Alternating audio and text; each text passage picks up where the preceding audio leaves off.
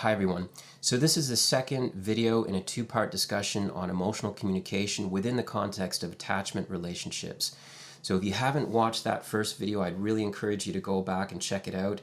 If it's been a little while in between, then maybe go back and revisit that just to brush up on some of the terminology that I'm using and the model that I'm describing and trying to work from here. So again, when we talk about an attachment relationship, we're talking about someone with whom you have an emotional connection. There's an emotional investment in their well-being. It matters to you how they're doing, how they're faring, how they're feeling, what they're experiencing, and vice versa. So usually we have in mind friends, family members, significant partners, and that sort of thing. And we talked about the three parts of this emotional communication and how it unfolds under ideal circumstances. So we talked about vulnerability, empathy, and resonance. And so very quickly here, vulnerability is that initial disclosure, that initial opening up to some vulnerable feeling. We talked in the last video why it's a vulnerable feeling typically, as opposed to those more assertive emotions like anger and irritation and frustration and so on. So there's this disclosure of that feeling. It's not just something that's said, it's a way of being. So that feeling is able to manifest itself. In a sense, you can imagine it metaphorically as opening up an experiential clearing, and it's an invitation for another person to be present with you in that experience and respond to the question, does this matter to you? And so empathy is that response. It's when the other person is able to be moved by your experience. They feel something about what you're going through and they feel something for you. That is empathy. And that's that second sort of component, or the second moment in this emotional dance, whatever you want to call it. And then resonance. Resonance is when we are able to feel the mattering. We can feel that we're being cared for. We feel less alone in this experience. We feel like someone else gets it in a very profound, visceral way. It's not just a conceptual understanding. It is an emotional, felt understanding. And so that's how this should unfold under ideal circumstances. So again, we have vulnerability, empathy, and resonance. So in this video, I'm going to describe how we can use that model to track how communication can break down on one of those three different points. So that's what we're going to do here. Now, if we start with vulnerability, one of the things that can happen is that a person will say what they think instead of allowing the feeling to manifest. The feeling doesn't really show itself in the first person when the person is trying to describe some part of their experience. So they might either say something like, I feel sad, or I feel hurt, I feel dismissed. But the feeling of sadness, the feeling of hurt, the feeling of dismissal is not clearly manifest. It's not present. It's just we're using the words, the descriptors, but the feeling is not there. It's absent. Or a person might say, I feel that you're wrong, which is really using an emotional descriptor in substitution for what really is a thought. I think that you're wrong, or I'm of the opinion that you're wrong. So there's no emotional disclosure. There's no vulnerable feeling that shows itself. Now, so we can wonder, well, why does this happen? Is it that they're just fishing for emotional words that don't line up with their experience? No, it's usually that the words are on point, but the feeling is constricted or constrained in some way. It's limited in some way.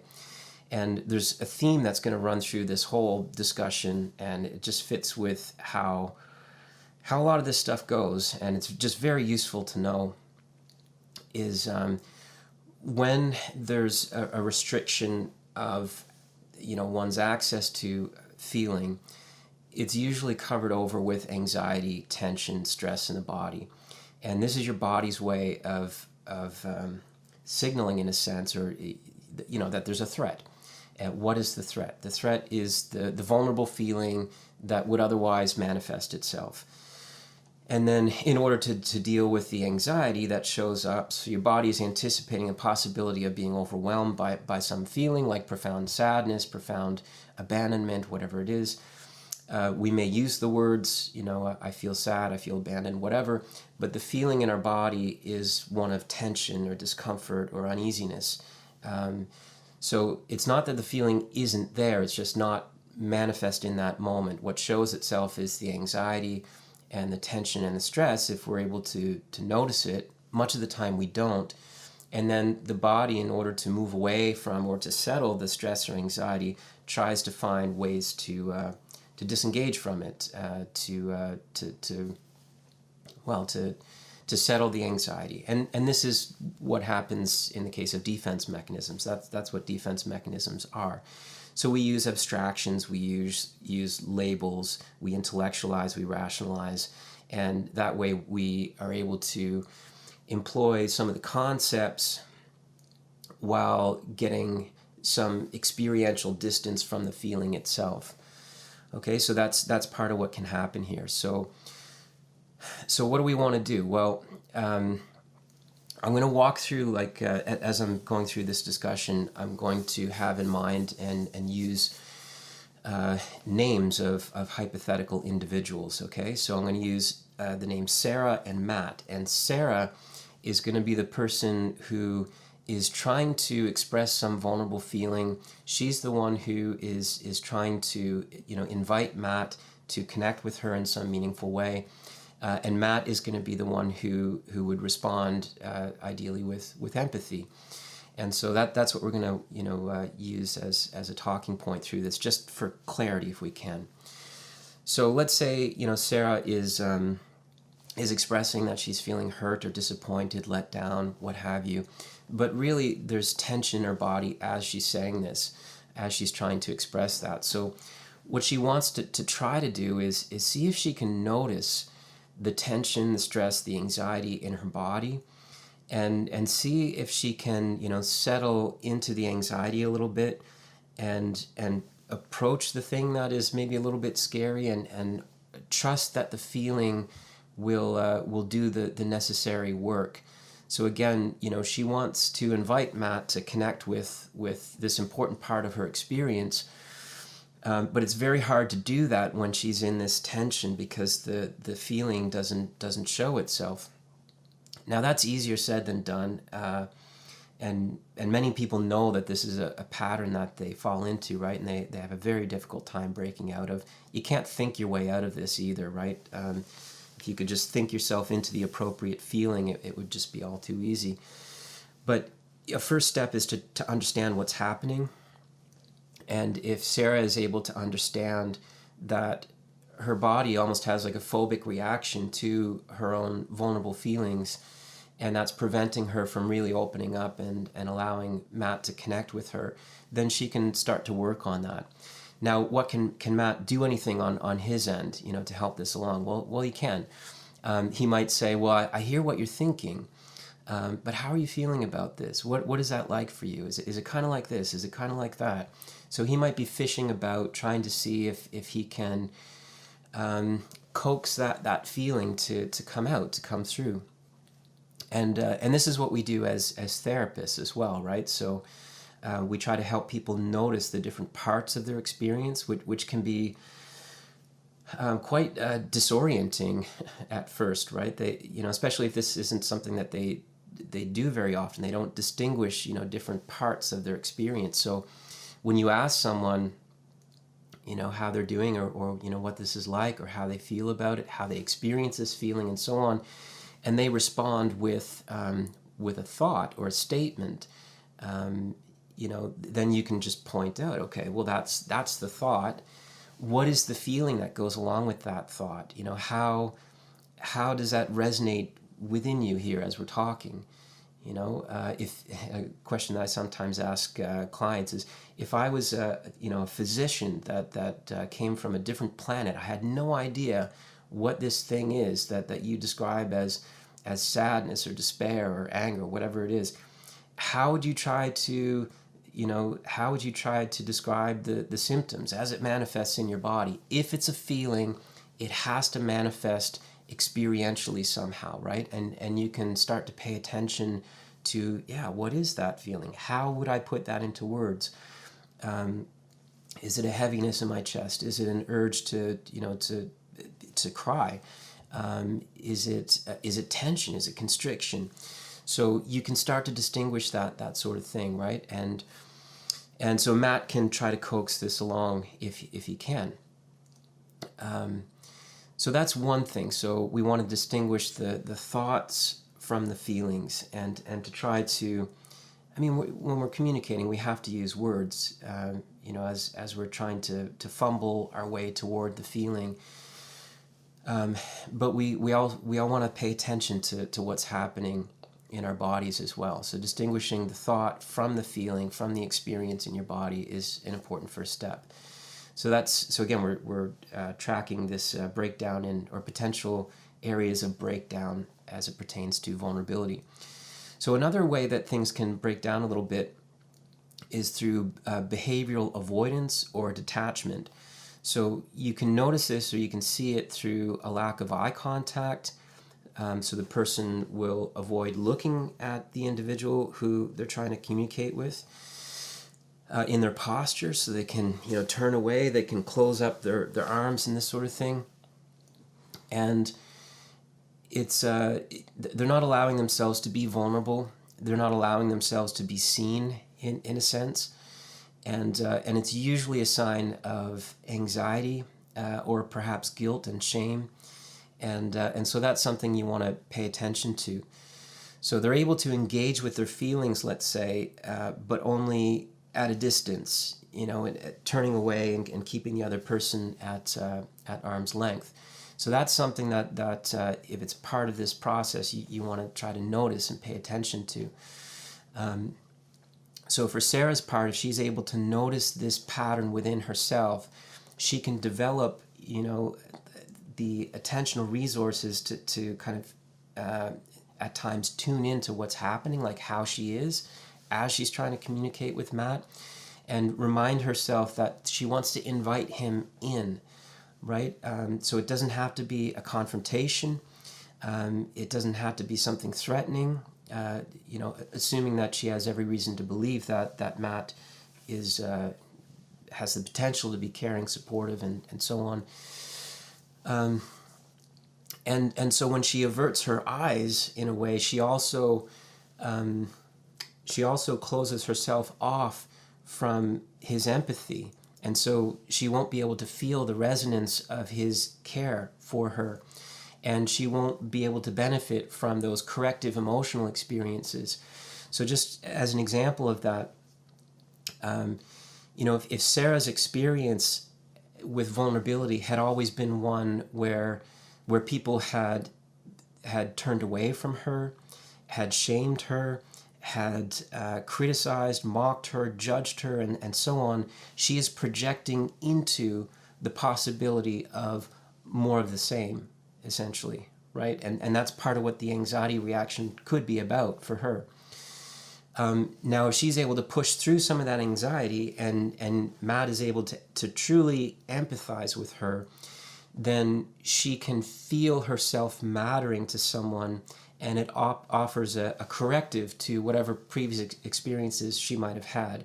Now, if she's not able to look at him and feel, the full force of his empathy for her, then it may take a lot longer to warm up to that. So it's just something to track and try to, if this is an issue for you, to try to push yourself to work through.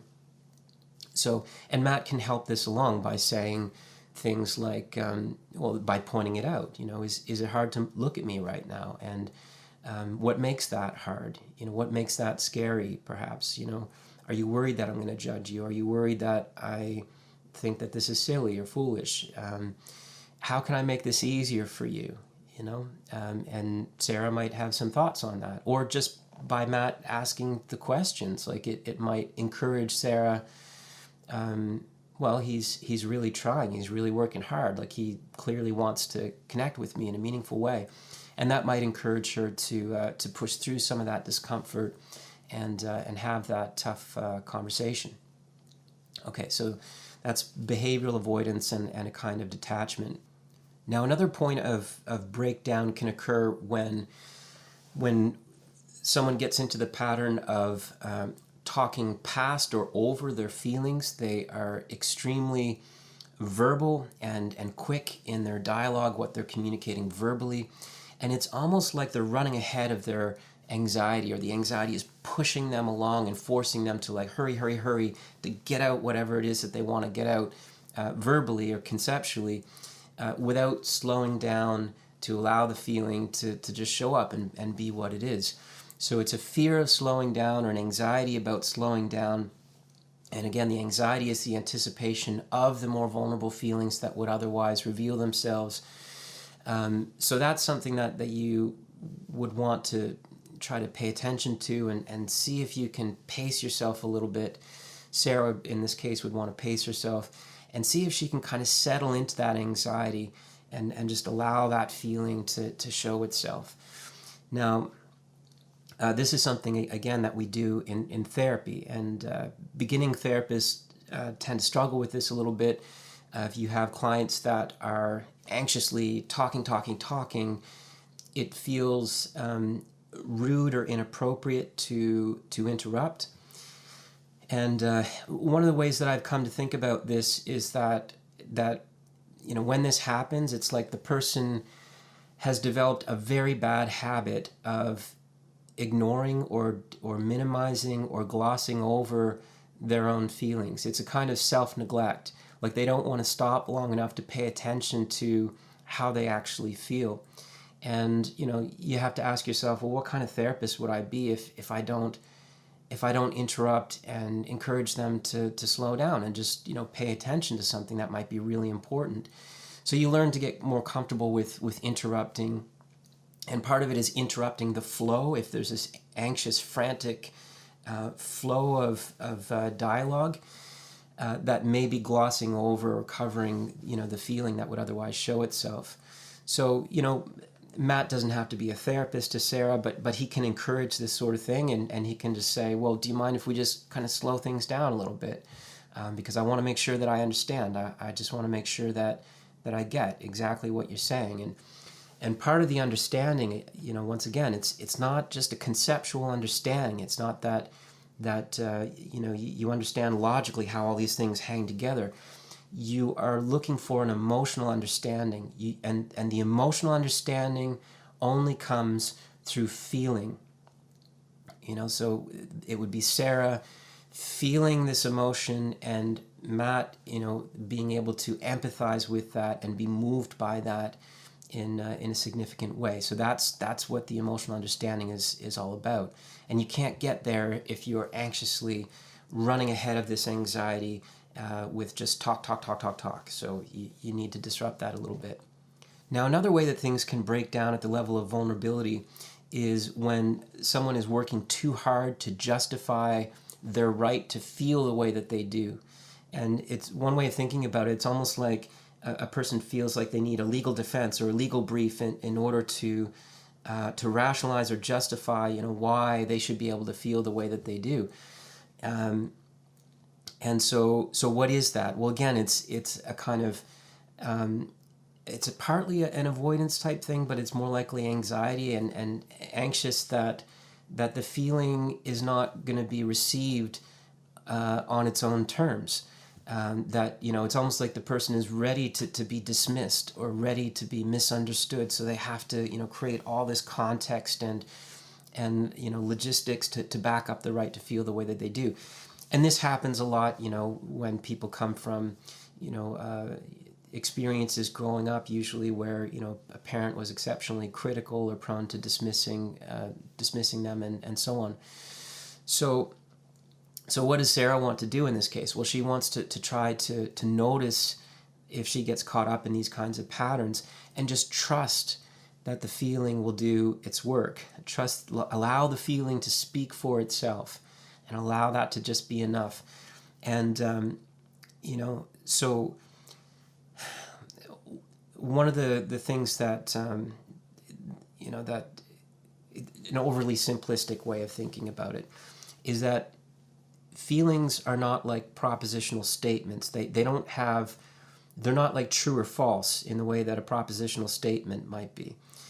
So feelings just are, they're not right or wrong, they just are.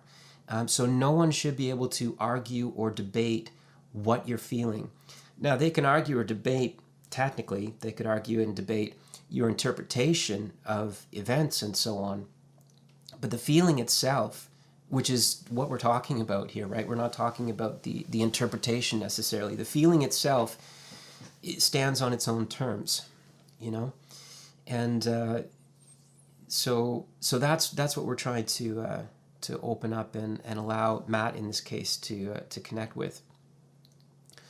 So Matt can help this along by saying something like, you really don't need to work so hard to explain yourself. For now, I just want to know what it was like for you and how you were feeling and how you perceived me and how this played out for you.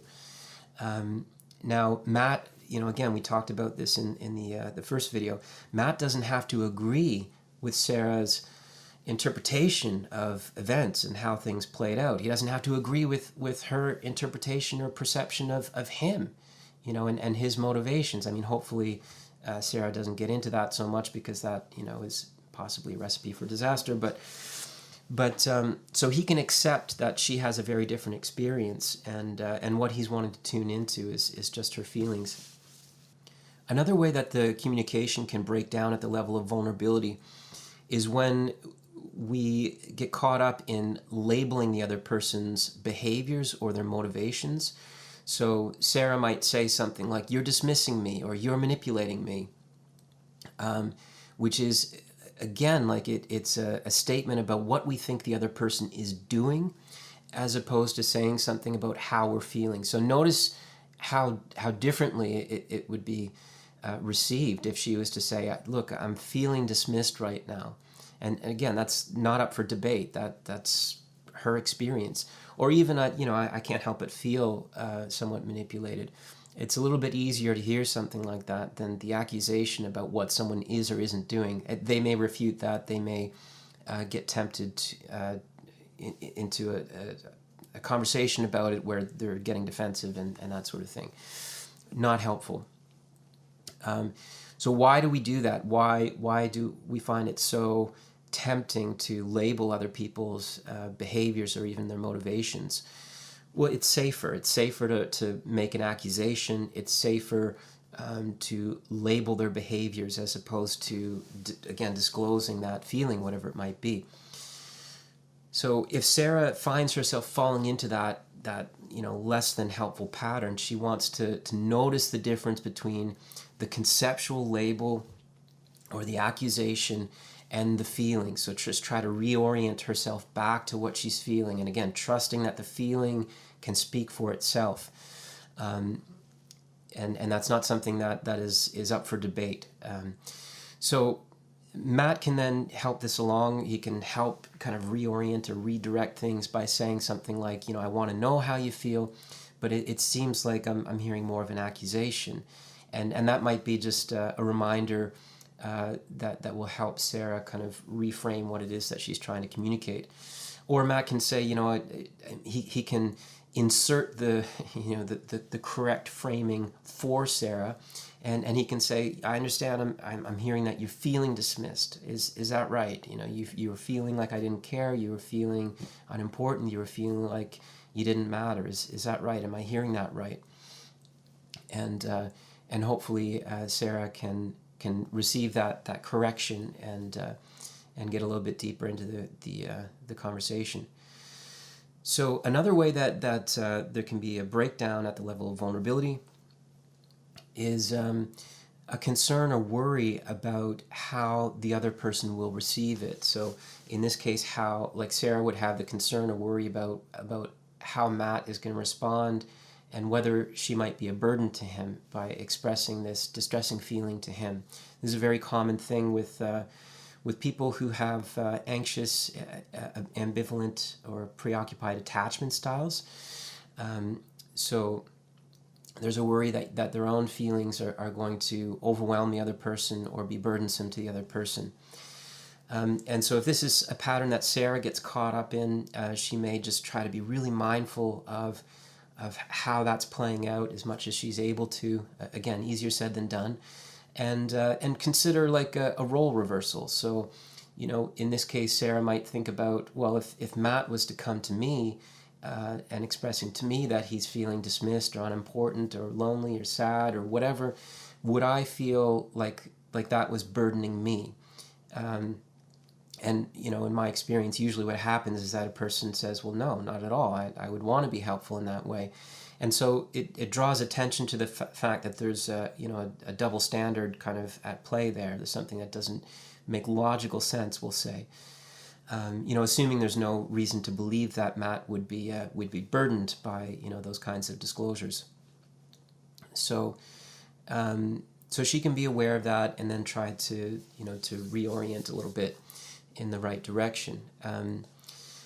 She might say, I want to tell you, Matt, how I'm feeling, but I'm worried about upsetting you. I'm worried about it just being too much for you.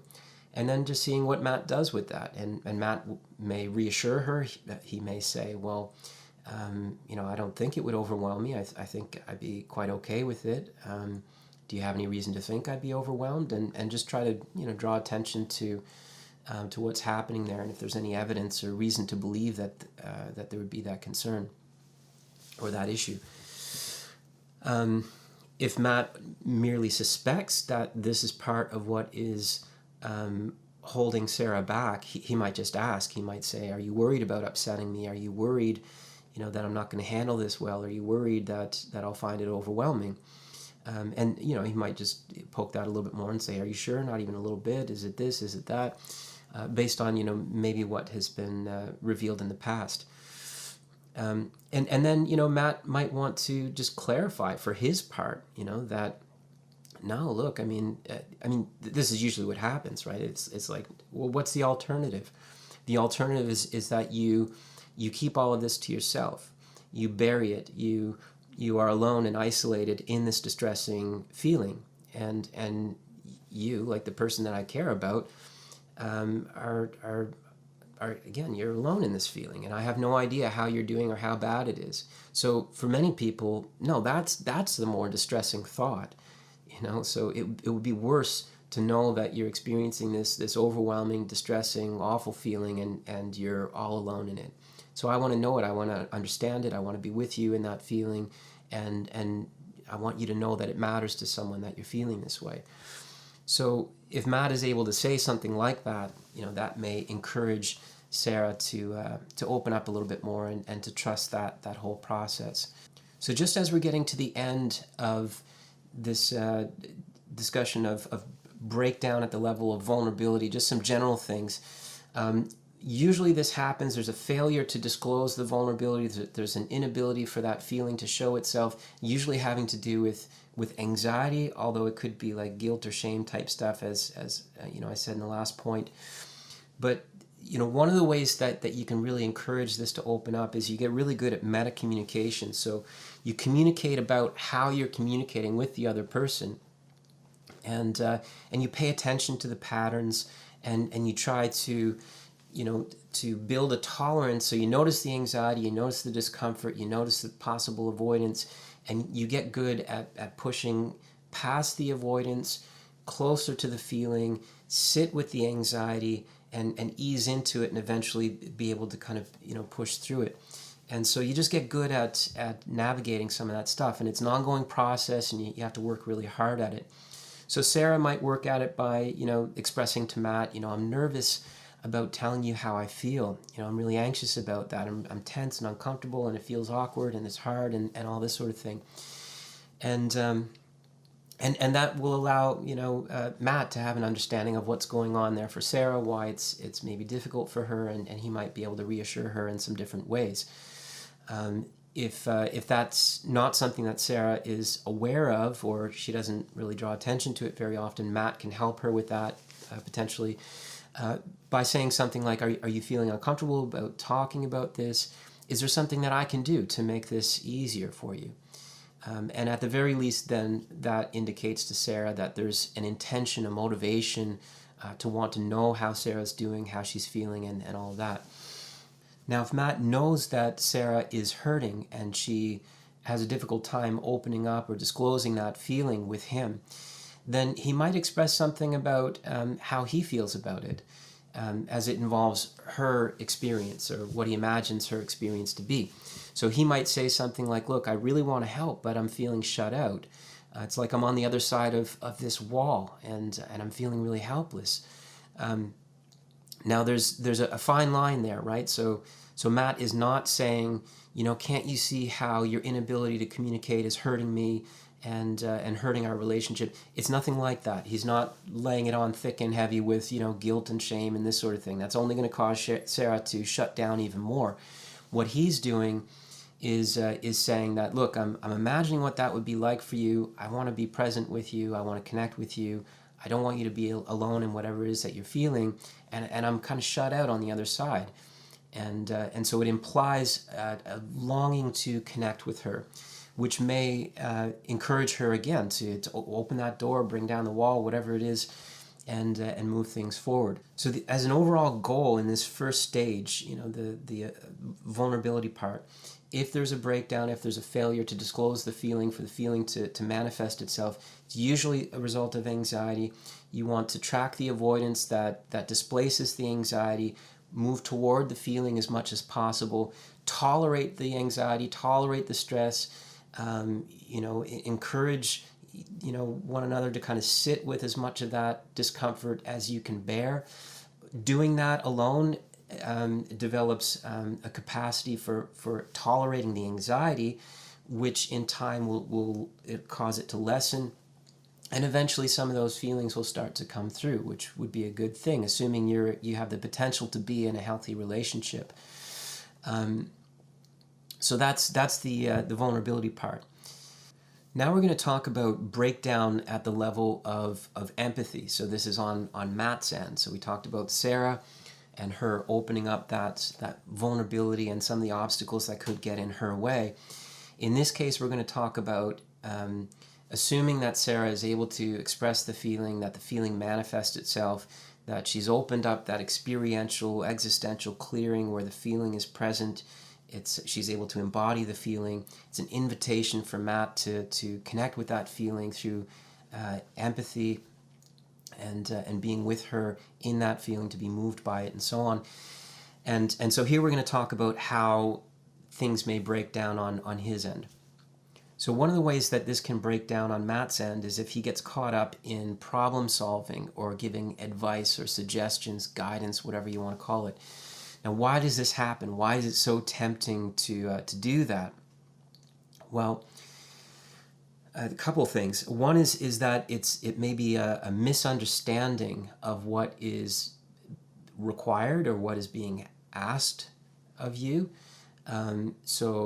Or it could be avoidance, right? So again, the question that's being asked in a way, if indeed what we're talking about is this emotional communication, is does this matter to you? Do you understand what it is that I'm experiencing, what I'm feeling, and does this matter to you?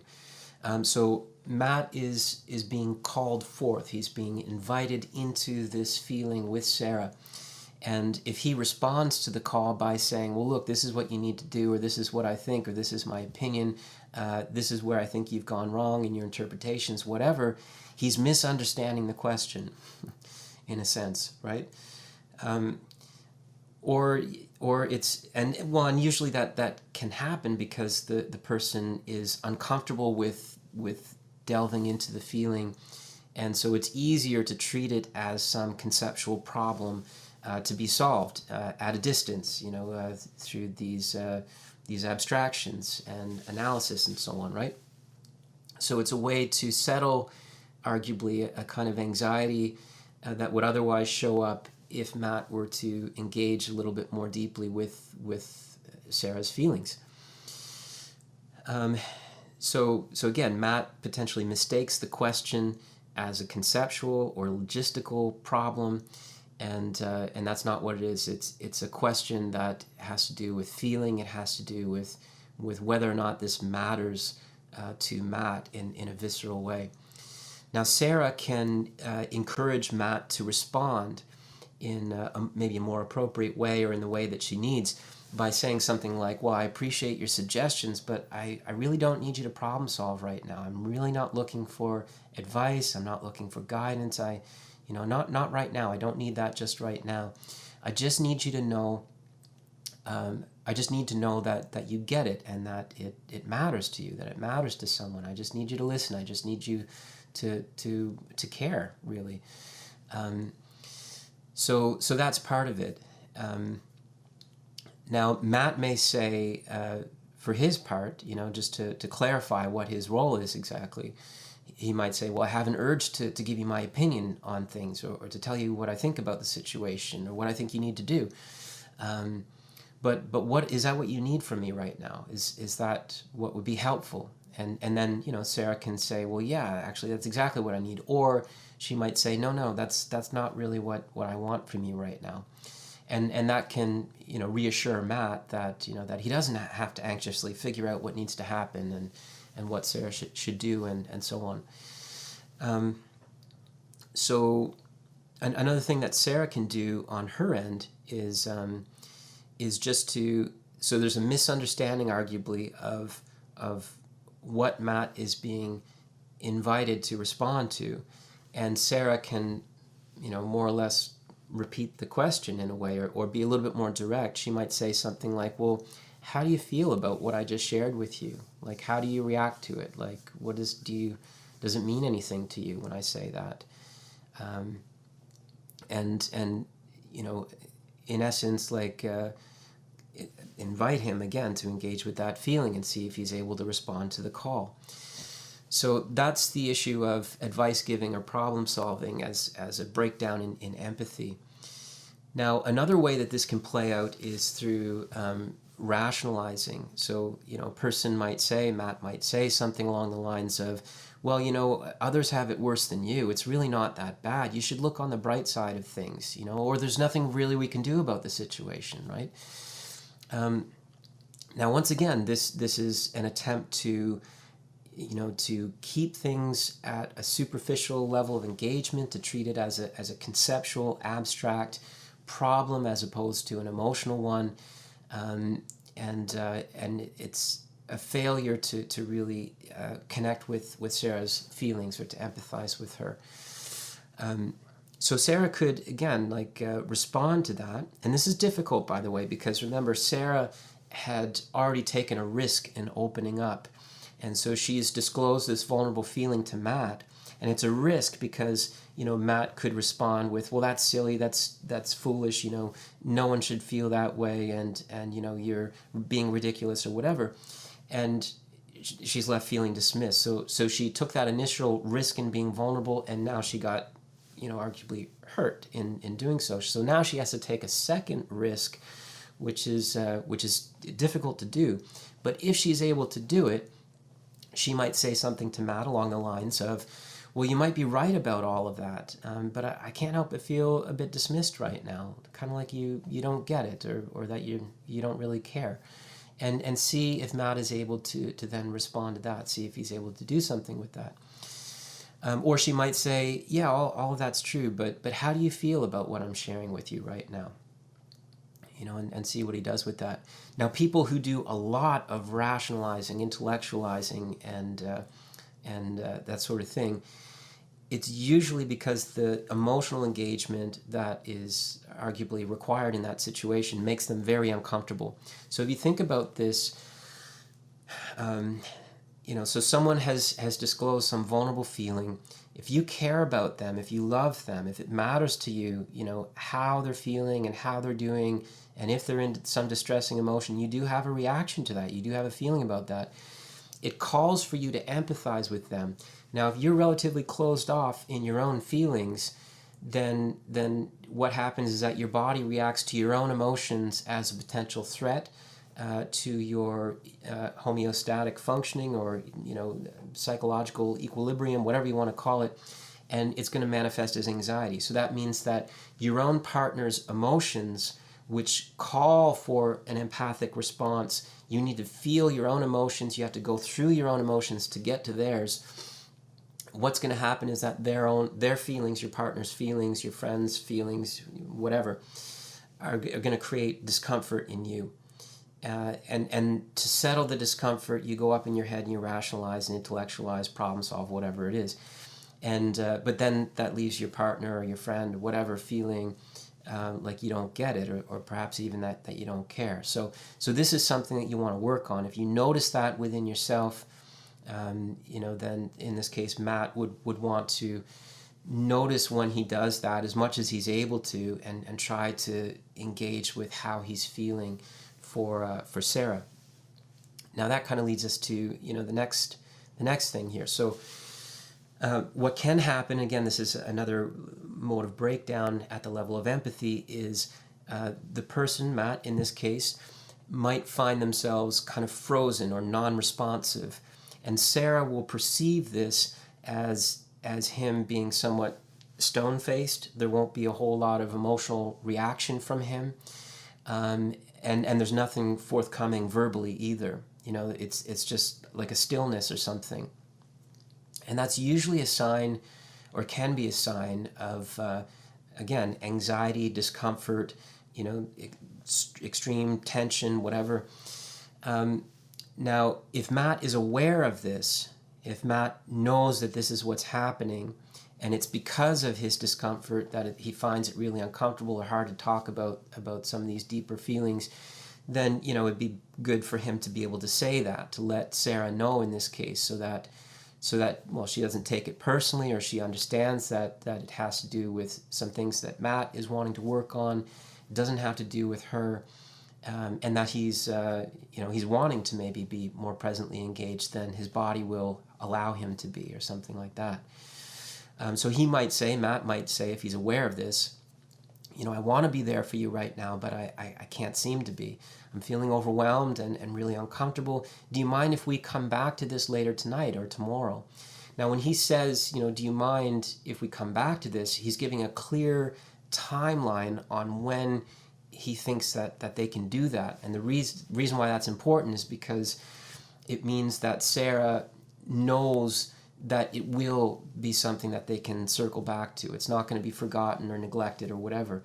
And when Matt is able to say that, I want to be there for you right now, but my body's not letting me. I'm kind of reacting by being overwhelmed or stressed or tension that he's feeling, whatever. Again, he's clarifying his motivations, his intention, as being one of wanting to be present, but his body he's struggling with it, right? So that's something that he's working on. And when he comes back to it later, maybe there'll be a little bit less tension. Maybe he's able to kind of center himself, ground himself a little bit, and then try to dig into the conversation at a later time. So that might be helpful. Now, if Matt is unaware of this, if he's absolutely oblivious to the fact that he is giving effectively a non-response to Sarah, then Sarah might say something like, she might draw attention to this by, again, expressing how she's reacting to it. She might say, well, look, you're kind of leaving me hanging here. It's like I'm all alone in this. You're not really giving me anything. Does this matter to you at all? Again. And that might, again, it's not shaming Matt, right? It's not saying, well, you're useless. You're not even saying anything. It's not what Sarah wants to be doing, because if she does that, in a pattern like this, Matt is probably going to shut down even more, or he's going to react with defensiveness or get angry, whatever.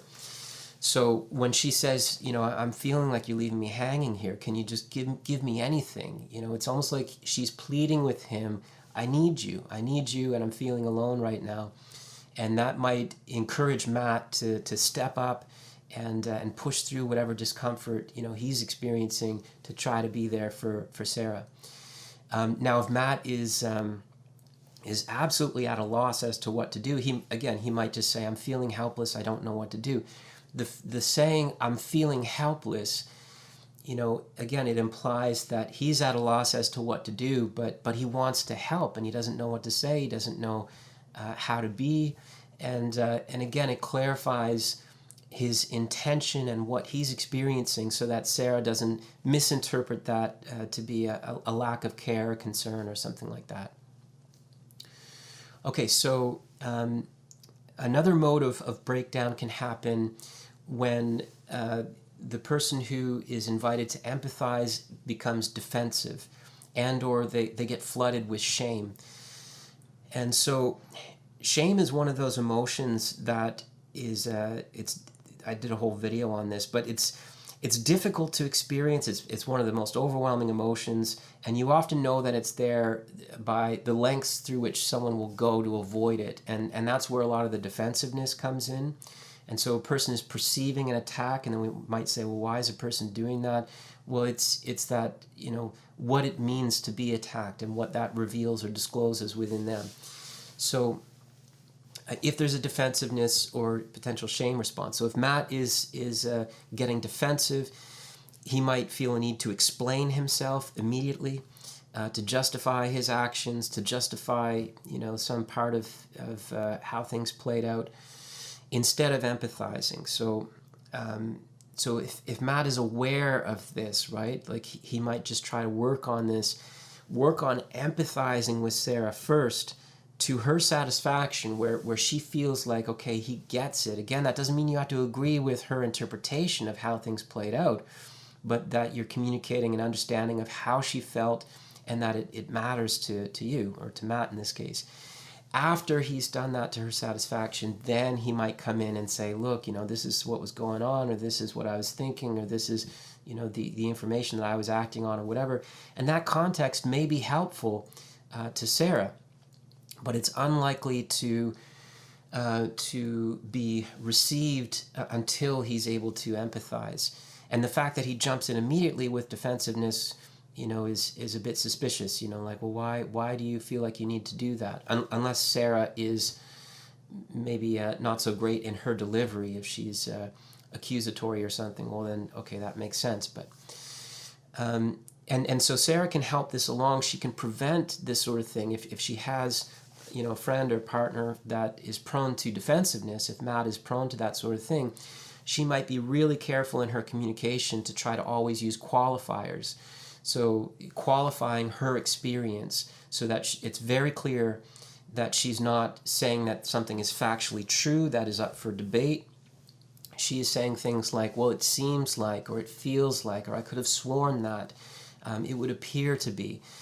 So it's always qualifying her statements in terms of her perspective, experience, feelings, and so on. And that can help. That can help prevent the other person from responding in that sort of defensive way. She might ask him, like if he's getting defensive, she might just say, is there something in what I'm saying that causes you to feel attacked, or that puts you on the defensive? And he might say, you have to be open. Sarah would have to be open to the possibility that maybe there is. Maybe there's something in the way that she's communicating with Matt that is causing him to respond in that way. And he might say, well, yeah, you're using this tone that feels just really accusatory and angry and irritated. Or, you have this look on your face that that is like a scowl, and I just can't help but feel like you hate me right now, and you're trying to attack me.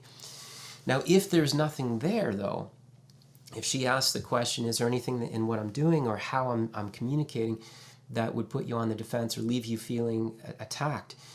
If he's responding to that honestly and there's nothing there, and he says, well, no, I don't think so, well, then there's an opportunity to recognize that the feeling attacked is coming from within himself, that he's anticipating, a feeling of attack. And maybe that anticipation is based on prior interactions with Sarah.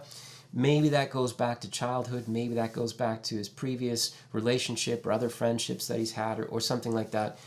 But it's a moment where he can clarify what's going on, and he can maybe readjust his own response, settling some of that, reactionary energy, and trying to tune in again to what Sarah is trying to say. He might disclose that to her if he's feeling that way. So he might say, it's hard for me to hear when it seems like you're attacking me. And he might then clarify the ways in which it seems like Sarah is indeed, attacking her. And this is one that I think can be really powerful for Sarah to use, where she can say, it's sort of a rhetorical question. It's an emotionally rhetorical question as opposed to like a conceptual one to win an argument. She might say, listen, how can I tell you how I'm feeling without you receiving it as an attack? Now, assuming that she's, pretty clear and non-accusatory, non-aggressive in her choice of words and in her mannerisms and her facial expressions, all that sort of thing, then he is left now having to, to clarify this issue. And it can only be settled by him, it would seem, in this case, right? In this instance. So he's able to respond to that only by, settling this, this urge to defend himself, explain himself, and so on. And it opens up, a dilemma in a sense too, because if she's saying, how can I tell you how I feel without you hearing as an attack? What that implies is that if you always hear it as an attack, as a criticism, that means that I can't ever tell you how I feel, or I have to bottle my feelings or keep them from you, or be alone in whatever that distressing experience is. Now, if Matt cares about her, then that's a very distressing possibility, right? He's not going to like that at all. So now he's going to be really motivated, again, assuming he really cares about her, he really loves her, he's going to be really motivated to try to figure this thing out within himself and try to work on that. And he might ask Sarah for help with that, right? Well, look, thanks for telling me, I don't want this to be an ongoing pattern. I'm going to try to work on it. Can you tell me if you think it's an issue, and we'll talk about it. Now, the other sort of issue bound up in this is feelings of shame. So sometimes what can happen is that, again, if Sarah had disclosed that vulnerable feeling, she's able to express that and feel it in Matt's presence. Matt responds to that not through empathy, and if it involves him, not through guilt. You see, guilt is the intuition that you've done something wrong, that or something that may have inadvertently hurt someone that you care about.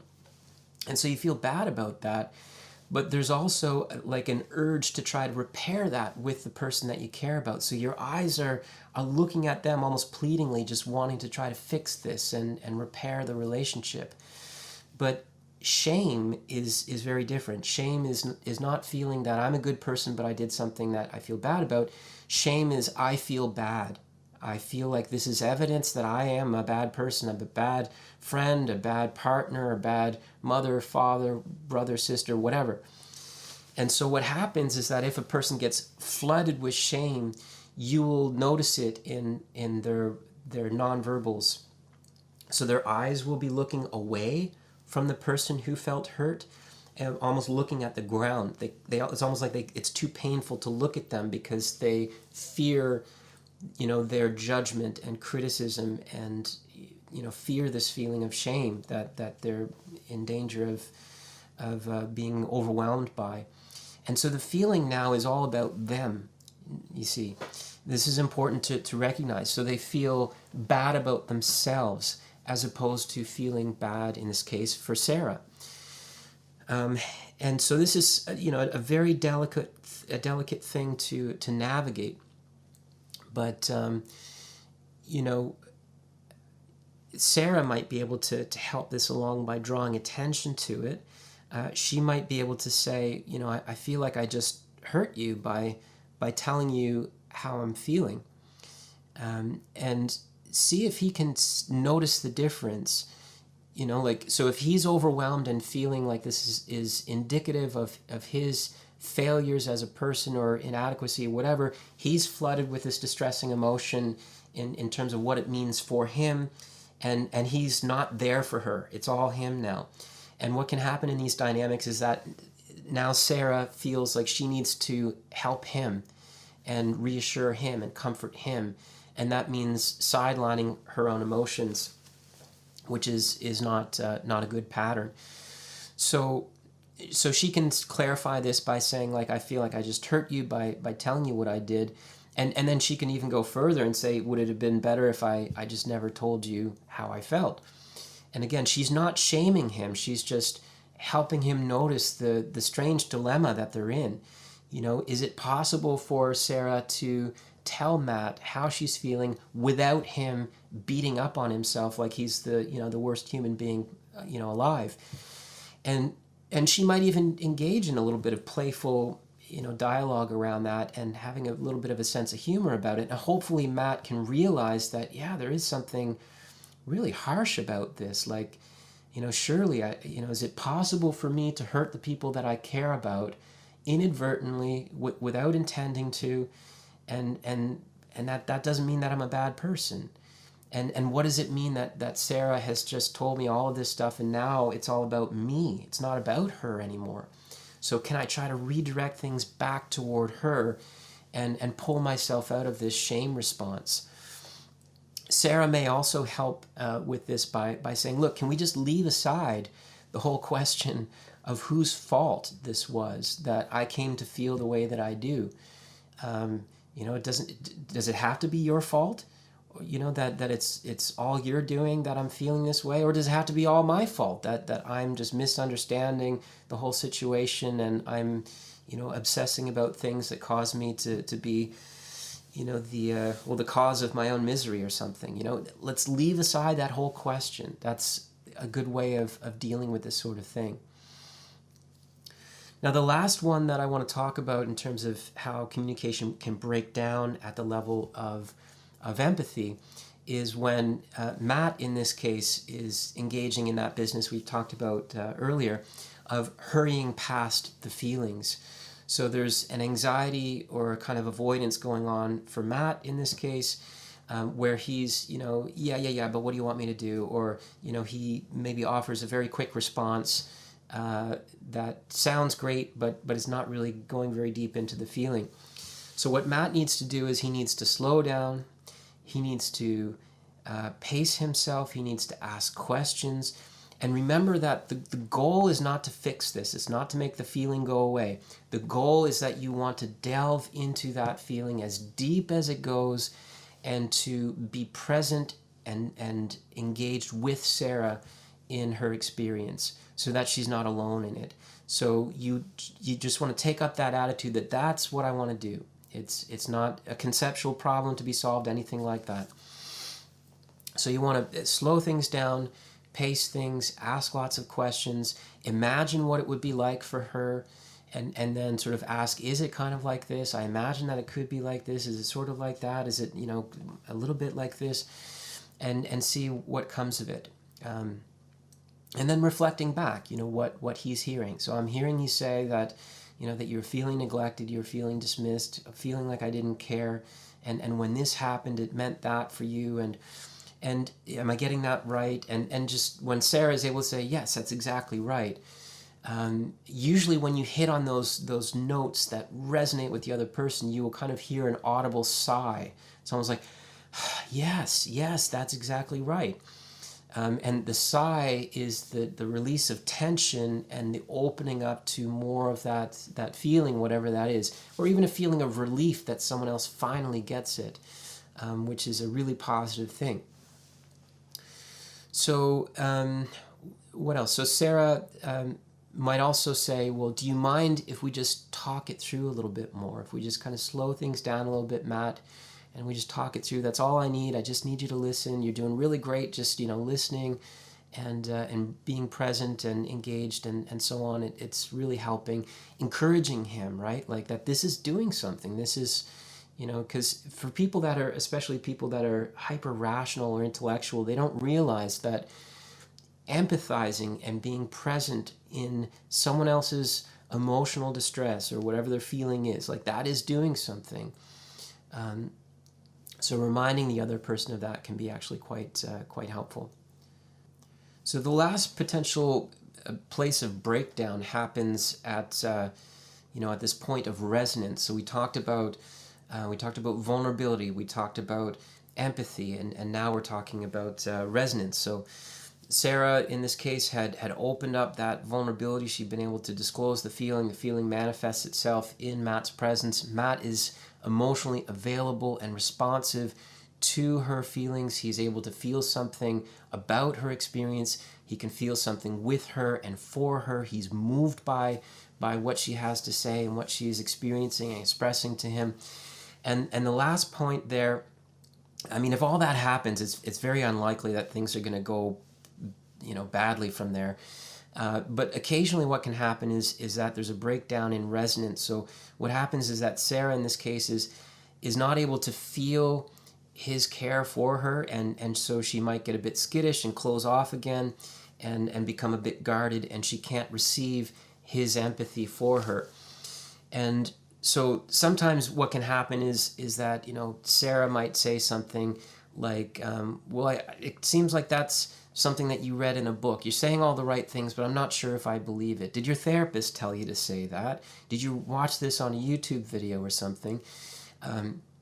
So she's hearing the words, but she's not feeling his empathy for her, assuming the empathy is actually there, right? So that's what we're talking about here. Now, Matt could nudge this along a little bit by saying, well, what would you need to see or what would you need to hear in order for you to trust that I mean exactly what I'm saying, or that what I'm experiencing for you, like, it really does matter? Like, what would have to happen, And, Sarah might be at a loss, and she could say, I suppose, that, well, you seem to be saying all the right words, but it doesn't seem like you have any feeling about it. You seem kind of stone-faced or whatever. But assuming that the feeling is there, she might be at a loss. Like, well, I don't think there's anything, and you're doing all the right things. It seems like you have a feeling about it, but there's something, I don't know. I don't trust it, And so what is that? Well, the anxiety has come in and closed her off, so she can't feel the truth of it, of her mattering to another person in that really important way.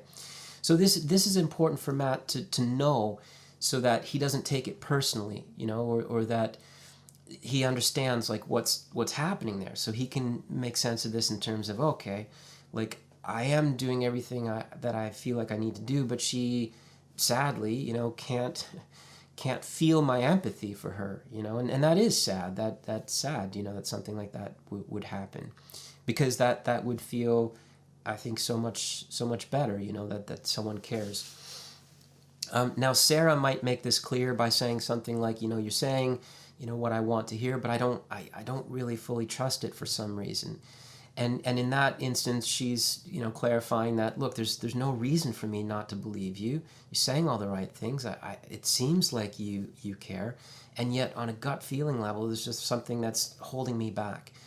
And what do you do with that? Well, you just, keep having the conversations and trust that it will eventually start to open up, And Matt might encourage this and clarify what's going on there for her by saying things like, do you believe me when I tell you how much I care? Or do you think that I've read it in a book somewhere? Do you think I'm just making it up? Do you think that I'm just repeating what my therapist told me to say, or whatever? And so she can, it's giving her permission. If she doesn't trust it, it's giving her permission to just say so. I don't trust it.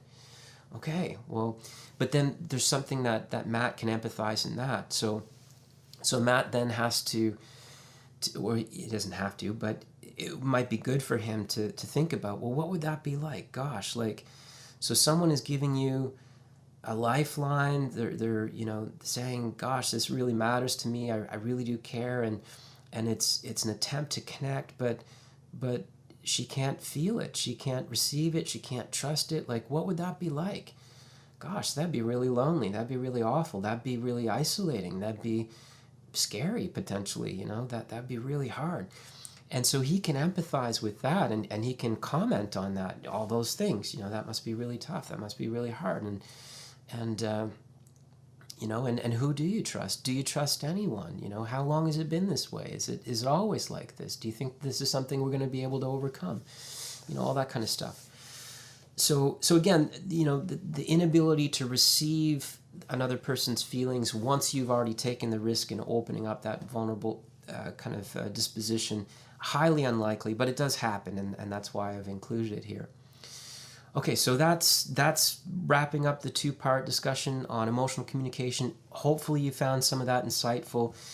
Again, this is not a fully comprehensive description of everything that can go wrong in a relationship or anything like that, or even in just the communication part. But hopefully it gives you some novel ways of looking at this sort of thing. Okay, thanks for watching. If you liked the video, hit the like button, share with friends, and we'll hopefully see you in the next one. Thanks.